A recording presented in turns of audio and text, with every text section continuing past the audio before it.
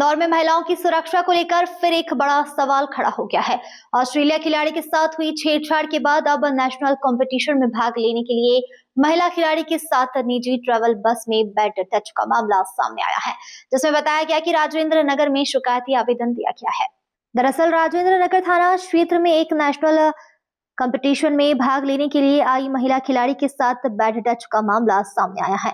बताया जा रहा है कि वर्मा ट्रैवल की बस में एक नेशनल गेम में भाग लेने आई महिला इंदौर से बैठी थी और बस पुणे की ओर जा रही थी। तभी बस में महिला के साथ बस कंडक्टर द्वारा चढ़ते समय बैड टच किया गया और उसके बाद ड्राइवर के द्वारा भी अभद्र व्यवहार किया गया, जिसके बाद पूरे मामले में महिला खिलाड़ी द्वारा दोनों को मौके पर सबक सिखाया गया, जिसके बाद कंडक्टर और ड्राइवर मौके से भाग गए। बस कई देर तक रोड पर खड़ी रही।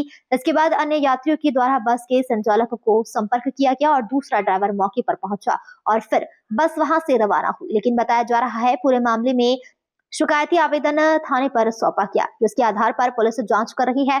तो वहीं दूसरी ओर नेशनल कंपटीशन में भाग लेने आई खिलाड़ी महिला के साथ हुई वारदात से सवाल खड़े हो रहे हैं।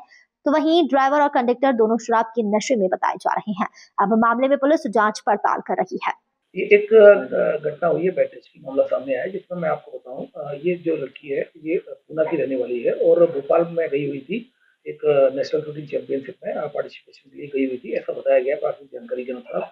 और भोपाल से किसी वर्मा बस ट्रेवल से उसमें बस में बैठी थी और जब बस वहाँ से भोपाल से रवाना हुई तो लगभग 15 से 20 मिनट बाद ही कंडक्टर और क्लीनर ड्राइवर, ऐसा उसका कहना है, उसके द्वारा बैड टच किया गया था।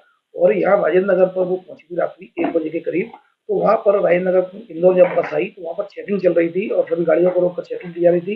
लड़की ने बोला कि मैं रिपोर्ट करती हूँ, तो वो उतर कर भाग गए। उसमें लड़की ने थाने पर अपनी एप्लीकेशन दी है। उसमें उसके द्वारा बताया गया है कि वो पुणे की ही रहने वाली है और पुणे जा रही है। लेकिन तत्काल थाना प्रभारी राजेंद्र नगर के द्वारा तत्काल उसमें दूसरा ड्राइवर और कंडक्टर की व्यवस्था की गई, जिससे उस बस को वापस से पुणे भेजा गया। इसको बैक ट्रैक किया जा रहा है।